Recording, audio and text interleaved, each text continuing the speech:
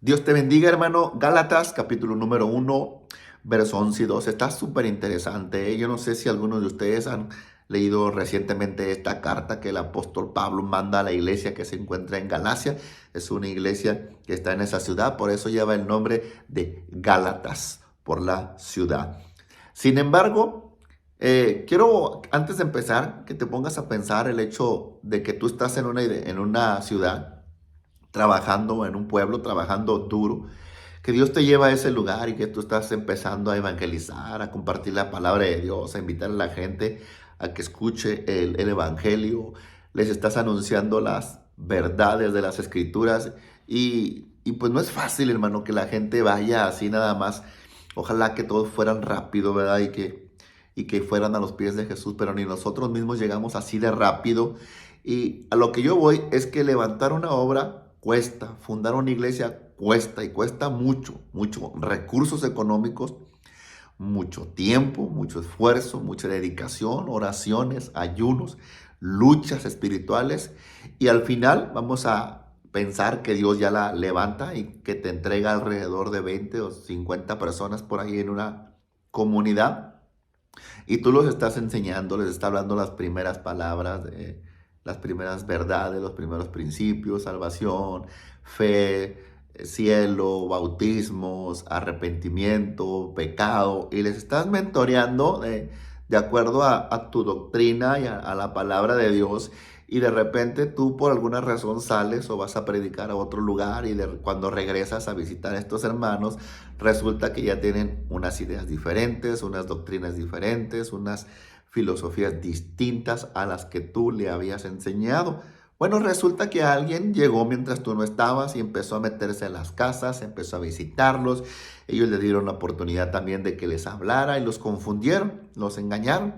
Y Pablo en el primer capítulo de Gálatas se encuentra furioso y le dice: Gálatas e insensatos, porque han escuchado un evangelio diferente. No es que haya otro, sino que ¿por qué los escuchan si ellos están equivocados? Y Pablo está hablando acerca de los judíos que visitaban las obras misioneras que él levantaba, tratando de meterles ideas como que guardaran la ley de Moisés, que guardaran el sábado, o sea, que el hombre iba a vivir o se iba a salvar no solamente por fe, sino por las obras que él hiciera.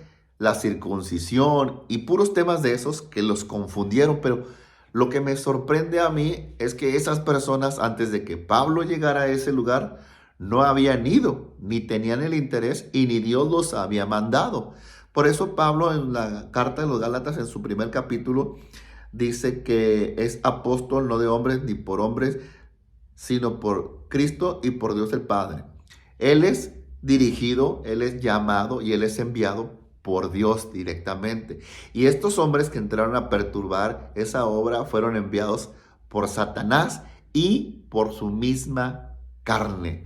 El hombre carnal siempre va a luchar, siempre va a estar en contra del hombre espiritual.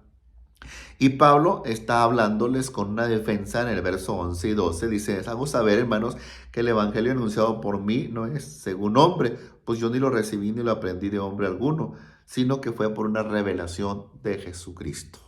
Ustedes conocen bien que Pablo conoció a Jesús cuando Jesús ya había resucitado. O sea, esto es en un cuerpo glorificado. Entonces, por eso él habla de que la experiencia que tuvo con Cristo glorificado es diferente a la que tuvieron muchos cuando lo veían hablar, porque a Jesús muchos lo veían y estuvieron en sus predicaciones, en sus enseñanzas, pero tenían un velo, a pesar de que entendían y que escuchaban con atención, no comprendieron. Por eso la palabra revelación es importante. Yo tengo aquí un significado de lo que es la palabra revelación.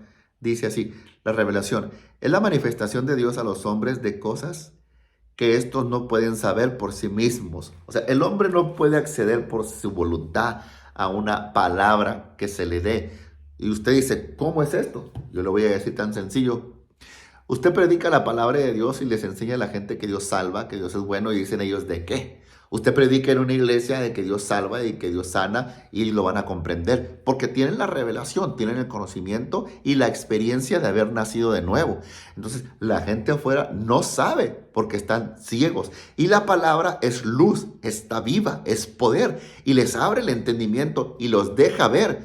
Por eso es que el enemigo, perdón, en ocasión no quiere que el evangelio se predique. Y cuando se predique y se funda la obra, estorba y llegan mensajeros de Satanás para meter ideas, doctrinas, filosofías distintas. Pero yo me pregunto, ¿por qué no llegaron cuando no había nada? Cuando no se había predicado, cuando no había ninguna obra. Entonces, esa es una señal clara de que cuando en tu iglesia alguien se quiera introducir o uno de los hermanos se levante en contra del pastor o en contra de la doctrina que se han enseñado, literalmente lo está enviando el mismo Satanás para estar en contra de lo que Dios había empezado a hacer. Por eso Pablo se encuentra molesto, furioso, y quiero comprenderlo porque si yo soy una persona que le sirve a Dios y trabajo duro y de repente Dios me da a mí el fruto y se levanta una obra de algunos 50, 70 o 100 hermanos y de repente yo salgo a un lugar a visitar otra iglesia o digamos que estamos predicando en diferentes lugares y luego regresas y la gente la encuentras movida, perturbada, confundida. Entonces tú dices, wow, tanto tiempo que yo invertí, tanto trabajo que dediqué, tanto tiempo de calidad, tantas oraciones y ayunos.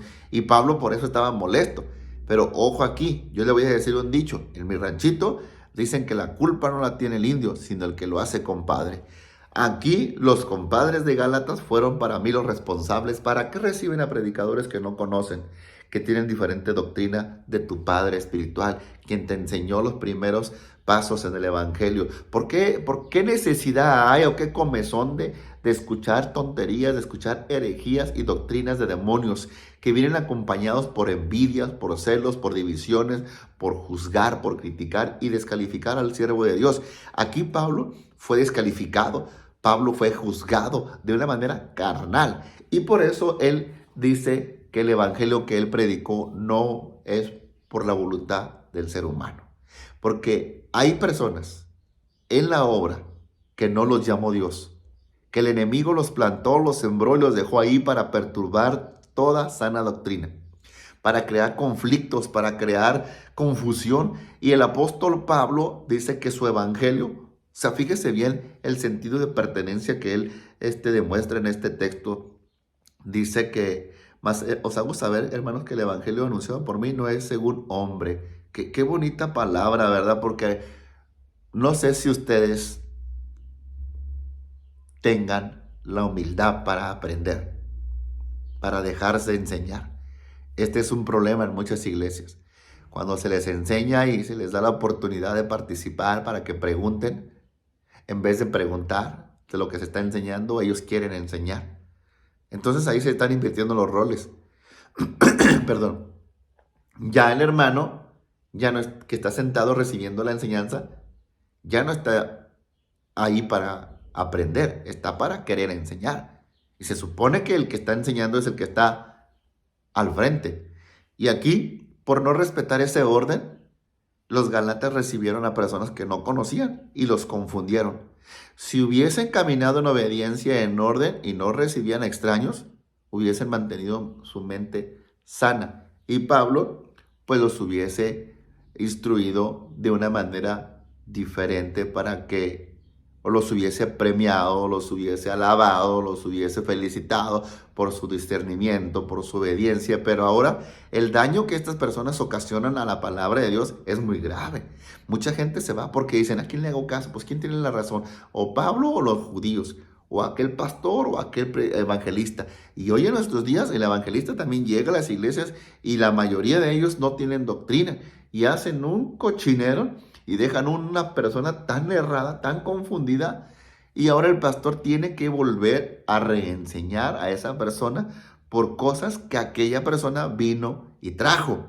Entonces, el contexto es que usted tiene que respetar la casa donde usted se reúne.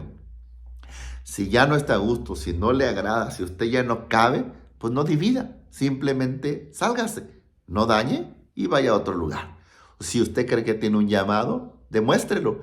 Vaya y predique la palabra y levante una obra y que Dios lo ayude y Dios lo use en aquel lugar.